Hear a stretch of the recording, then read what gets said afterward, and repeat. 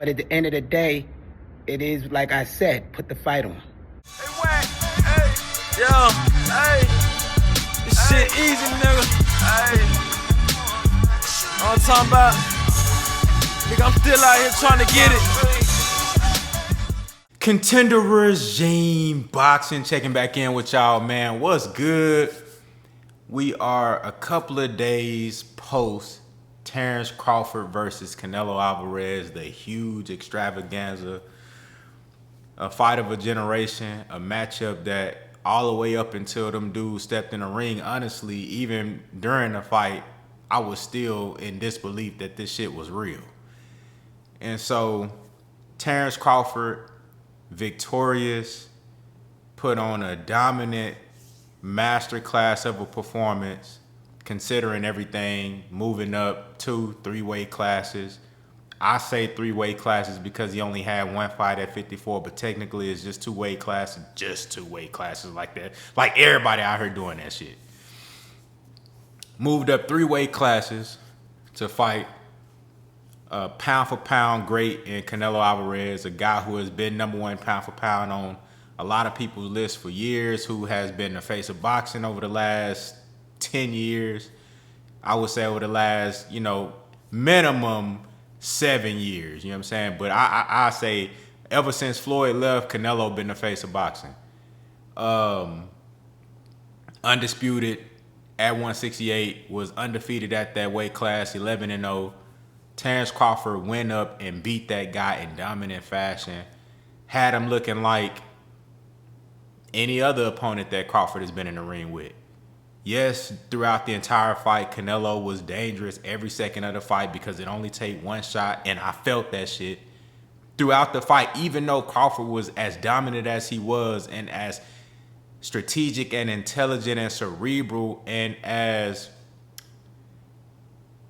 skilled as he was on that night and how controlled he was in the fight, I still felt the pressure and the intensity of Canelo Alvarez and how really it just take one good ass shot and this shit could go a whole nother way. Canelo was dangerous throughout the whole fight. But that just speaks to Terence Crawford's level of focus and his determination and will to win, that no matter what, he always kept his mind on the main thing. He always stayed sharp and stayed focused. You can see when Canelo Alvarez was trying to, Canelo, if he's fighting a moving target, he'll try to anticipate where the target is going to move to, and he'll throw one of those lunging, big-ass left hooks to the body. And I saw what he threw that a couple of times and landed on Crawford's elbow a couple of times, Crawford blocking it with the right elbow.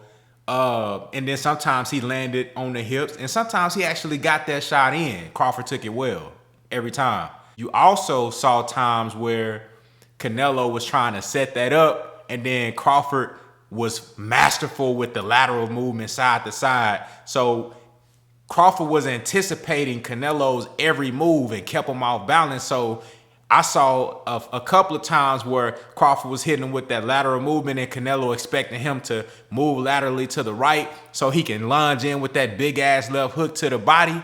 But Crawford, as soon as he'll move back, like he kept the lateral movement, he was anticipating, so he'll make Canelo think he finna go that way, bounce it back. He never let Canelo get comfortable. I'm still in awe of the performance that we just saw, but all those things considered, man, I think this is for me personally, this is the most impressive, the most impressive single victory that I've ever seen. Just with him jumping up 3 weight classes, who he fought, the way he fought, how he beat this guy, the level of control and dominance throughout the fight, and just his temperament throughout the whole thing, bro. He never asked for no catch weight. He didn't put in no rehydration clause. He was just 100%, bro. Just like, it is what it is. It's going to be what it's going to be, bro. Like, if I take a L, and he never thought about taking no L.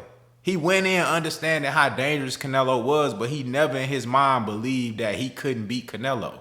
And that's one of my favorite things about Terence Crawford. It's the heart, it's the dog, it's the mentality, it's the mean streak, it's the chip on his shoulder. It's the, bro, I'm so competitive. I don't give a fuck who you is, bro. If you in and around my weight class, if you close to my size, I'm trying to put hands on you, bro. And so Crawford has cemented himself in the sport of boxing as one of the greatest. He was already, before this fight, one of the greatest fighters of all time. One of the greatest fighters that I've ever seen after what he did to one of my favorite fighters, Earl the True Spence Jr. And everything else that he's done in his career, everything that I've seen on film, I've always revered Terence Crawford's ability. I've always had an extreme level of veneration for Terence Crawford's ability in the ring. But with this performance, I think across all boxing fans, across the large majority, Terence Crawford has cemented himself as a top 5, top 10 fighter. And in a lot of opinions, including myself, I think he's in that GOAT conversation. If you came up to me and you said, man, I think Terence Crawford the greatest fighter of all time, he the greatest fighter I ever seen, I'm not going to argue with you. I might agree. I might say it's another fighter that I think is the GOAT, but I'm not going to say that you wrong about your opinion that Terence Crawford is the GOAT. He's that great. He proved it. He showed. If Terence Crawford retired today, there's nothing else that I need to see from him that would make me be like, you know what I'm saying? That would make me change my opinion on it. Like he already solidified, bro. He is one of those rare fighters that has reached the full potential of what he could possibly do based off his skill set and his abilities. So all that being said, bro, what's next for Terence Bud Crawford? He's at 168 right now, currently. Just beat the man. He's undisputed at once. Terence Bud Crawford is undisputed at super middleweight, bro. Let's start there. Terence Bud Crawford is undisputed at super middleweight. What's next? They already said that he's not going back down to 154, so that's out the picture. Now things can change. Opportunities can be presented. Deals can be on the table. Things change, but we're as of September 15th, 2025, as me making this video, we're going off of what Terence Crawford and his team has revealed to us at this moment. They're not going back down to 154. They're not moving up to 175. 160 is an option. They're considering it. Even some choice fights at 168, considering it. That being said, what does Crawford do next? So I'll tell you what I think he should do as far as the options that are available and what is likely to happen. So for Terence Crawford, honestly, bro, like I said, nothing else to prove. If Terence Crawford retires today, I'm cool with that. Legacy cemented.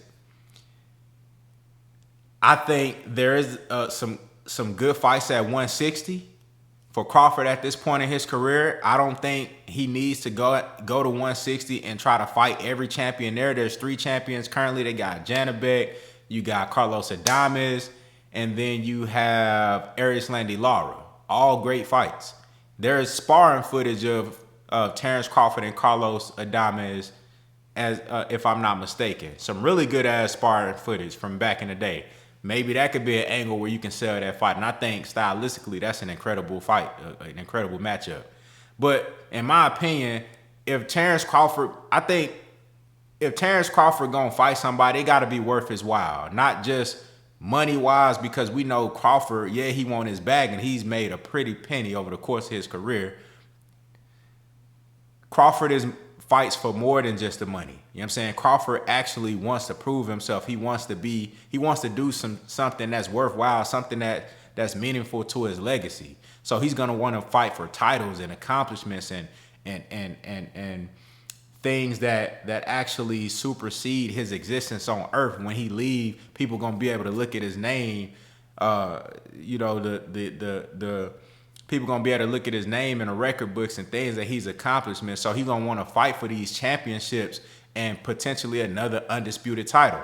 So if that's the case, I think Terence Crawford need to allow, let them dudes unify at 160 and then get it down to one guy and you fight that guy for undisputed.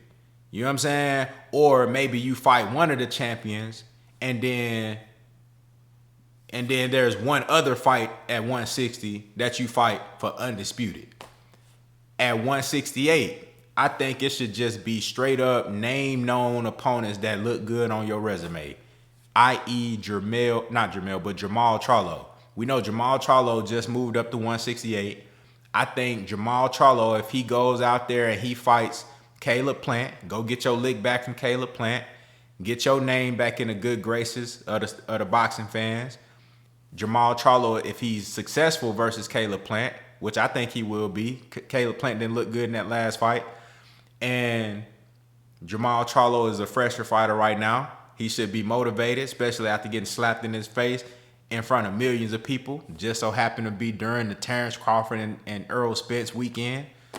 So if Jamal Charlo can beat Caleb Plant, now you have a name-known guy who is undefeated, a multi-divisional champion like Jamal Charlo, and that's a fight you can build because we know the beef between Terence Crawford and Jamal Charlo, the whole Errol Spence situation, the fact that Jamal, even though they twins, that's Jamal's bigger brother, he's considered Big Charlo, and he's still undefeated. You can put that on your resume. You can have the bragging rights to say, hey, Jamal, I beat your big brother. I whooped your big brother ass.